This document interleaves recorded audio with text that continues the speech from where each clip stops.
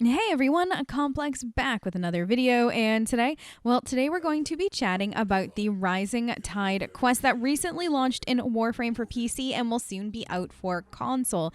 With the Rising Tide quest, we now have the ability to obtain our Railjack, and while it is a very lengthy quest line, and more just how long it takes than anything else, I wanted to walk you through today some tips and tricks that I picked up along the way, so hopefully you can get through it all the faster and more efficient. Now, the one thing I do want to mention before we dive into these tips and tricks is that I'm going to make this as spoiler-free as possible, but of course there are going to be spoilers because, well, we're talking about the questline. So if you want to be completely spoiler-free, turn back now, but otherwise, let's dive on into it. So in order to start the Rising Tide quest, there are some prerequisites. You have to have completed the quest called the Second Dream.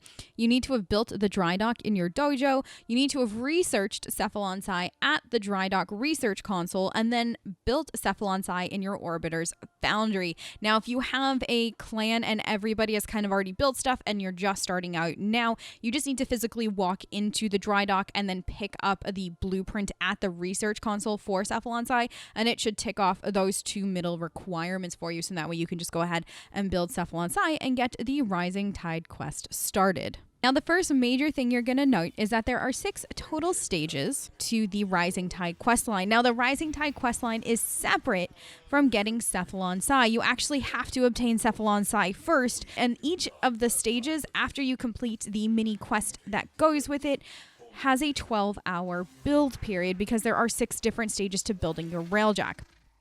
So you want to go in as prepared as humanly possible, and you also just want to have some patience. You can't rush these 12 stages, which I, for one, actually like. It made completing the quest line and getting my very own Railjack all the more rewarding because, well, it took a long time and a lot of prep. Now, as you go through the stages, the one thing that you're going to note is that the enemies get progressively harder. You're going to have more and more sentient show up, as well as more and more Vomvalas show up.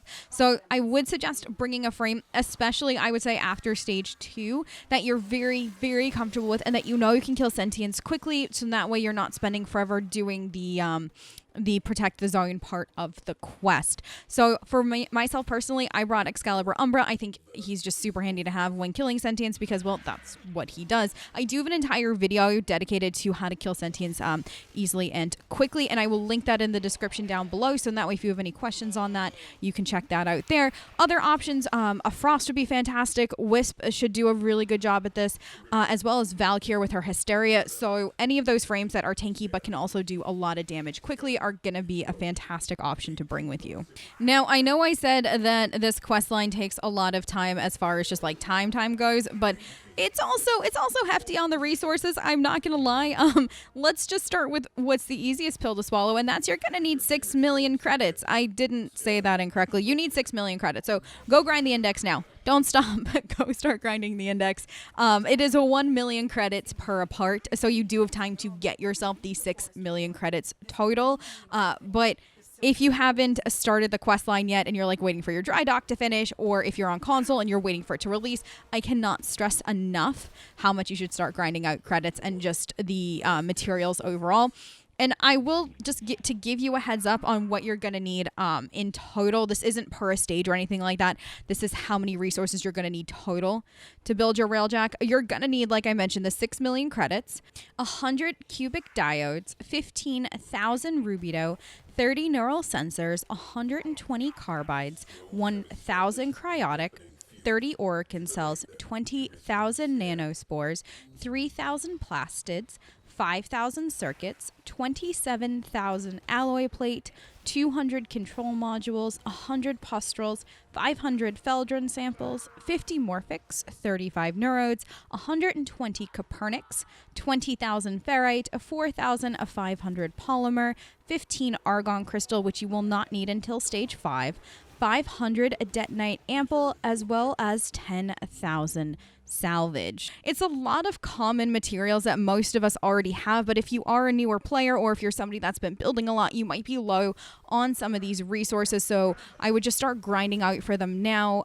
You can also try deploying extractors to the planets that you've completely cleared, so then that way you can kind of have them harvesting for you as you go. Don't forget the Warframe mobile app will allow you to check the extractors and then to deploy them as well directly from the app. So if you're super busy and you're not gonna be able to get into Warframe for a little bit, but you still want to grind out some resources, that is a fantastic way to do it without having to physically log into the game. I also do want to reiterate that you are going to need 15 Argon Crystal. Don't forget that they do decay over time, so you don't want to start gathering them too early. That you don't need them till stage 5, so right before you hop in to start building that stage would probably be the perfect time to go and get your Argon Crystal. Now, another thing that I did notice as I was going through this quest line is that every time a part finishes building, you should get an email from Cephalon Sai in game, and he has a little bit to say to you about it, and then you can also go ahead and start the next part of the quest. It didn't fire for me every single time, like when I logged into the game. In fact, I don't think it ever did as an auto I'm logging into the game. What I'd suggest doing is going to your dojo, kind of running around for 30 seconds to a minute, and then going back to your orbiter, and it should launch from there. If it doesn't, for whatever reason, you can try logging out of the game after going to the dojo and coming back, and then logging back in, and that should hopefully fix it for you as well. And then sometimes even just going back to the dry dock and clicking on the console where you would normally input the resources, that will also trigger the next part of the quest too. So those are the options available to you if you're having any trouble completing or just getting the next part of the quest lines. But y'all, those are pretty much my biggest tips and tricks in order to complete the Rising Tide questline to get your Railjack. There is a lot of lore in there with Cephalon Sai, so make sure that you enjoy that because it's actually really interesting and I really like Sai. I am very curious to see where the story with the Cephalon goes. Just as a heads up though, if you're having any trouble either getting your dry dock or Cephalon Sai, or even just the new resources that you're gonna need in order to build your Railjack, I have videos for each of those. I will leave a link in the description down below for each of those videos as well, so that way you can check it out if you're having any trouble. But y'all, how are you enjoying the Railjack questline up till now? Have you finished your Railjack? Are you in the midst of building everything? I'd love to hear your thoughts on it. Leave it in the comments down below or find me on Twitch. I do stream Warframe at least once a week and always happy to help when and where I can. But y'all, thank you so much for joining me. I hope you have a fantastic rest of your night and or day, depending on where you are in the world, and I will catch you next time. Bye, guys.